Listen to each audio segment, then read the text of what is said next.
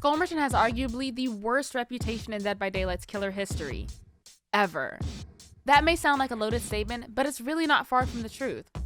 Skull Merchant was originally released March 2023 as part of the Tools of Torment chapter alongside Survivor twins Talita and Renato Lyra. The chapter was leaked just hours before its debut in DVD, with many questioning the overall design of the killer. Social media promos and her name previously being leaked before had so many speculating a much more interesting killer, but the reality was crushing. During the PTB, her fans were let down entirely. Aside from her poor design, her power was kind of lackluster, her perks weren't that great, her lore was... yeah. And even her own Mori was criticized for being unoriginal. So many ripped on her for being similar to Freddy's, but others also speculated that her entire existence was a scrapped Predator chapter. Although, this has never been confirmed true. Now, I won't dive too deep into it, but here's some history on Scully. With her original power, Skull Merchant started each trial with 4 drones, plus her radar for tracking survivors. Upon deploying a drone, it would enter into an active mode. Inside the active drone radius, Skull Merchant would be granted undetectable. Meanwhile, survivors inside the radius gained lock-on progress. After 10 seconds, survivors in the active radius would be inflicted with constant exposed and killer instinct, but this would also persist for an additional 60 seconds, even after exiting. If no survivor was detected in an active drone radius, it would eventually enter into a scouting mode, which had 2 rotating laser beams. If the beams are tripped, the drone would immediately enter into active mode again. Now fortunately, those beams could be dodged by survivors. They could also sneak up and hack the drone to return it to Scully as a nice little gift, but they'd get a claw trap in return. But if survivors failed the hack, the drone would immediately enter active mode and give the survivors full lock on, so boom, instant expose. Now, what exactly does a claw trap do, you might ask?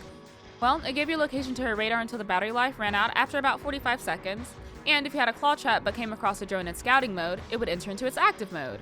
One really nice feature involving claw traps too was Skull Merchant's ability to know exactly where the survivors were based on her radar symbols. A square meant that they were on the same elevation, an up arrow for above, and a down arrow for below. And anytime Skull Merchant inspected her radar to get a glimpse of the survivor's location, this cool mysterious eye would appear over them in real time. This sadly never made it out of the PTB, but it was really cool looking. Eventually, people figured out that the original Skull Merchant was amazing for one thing: breaking survivors down playing the game the long way. Good old 3-genning. You obviously couldn't stay in the radius of the drone without getting exposed. You could attempt hacking her drone, but if she interrupted you, you'd get exposed. If you disabled her drone, she'd come regress the gen, replace the drone, monitor you for the next 45 seconds, and then rinse and repeat. Now, factor in regression perks and some of her best add-ons, it got nasty.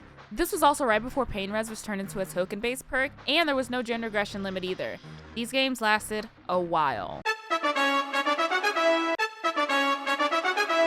Hey guys, Editing Lila's here. Over half of you tune in monthly, but I think you forgot to subscribe. It's a great way to support the channel, it's free 99, and it lets me know I'm doing a great job. Now let's get back to the video. Since it didn't take long for Behavior to realize that people would much rather take the 3-genning route, they decided to give her buffs and changes to incentivize chasing. And not to spoil you or anything, but that absolutely didn't work. Notably, they gave her a stackable haste boost per survivor of 3, 5, 6, and 7% per survivor tracked. Survivors with claw traps now broke any pallet they vaulted over, which was previously part of an add-on, now made base kit, and they decided that disabled drones no longer get returned to her, and instead only if the respective claw trap was destroyed, meaning you'd have to chase the survivor down if you'd want your own power back quicker. They also made all claw traps destroy at 45 seconds to routinely have her power come back. Lastly, any survivor with a claw trap that went near a drone made them completely unhackable, which is a great way to sandbag your teammates. But it also meant hacking a drone just wasn't worth it anymore, so in turn, 3-genning just got stronger. I'm not really sure what the plan was there.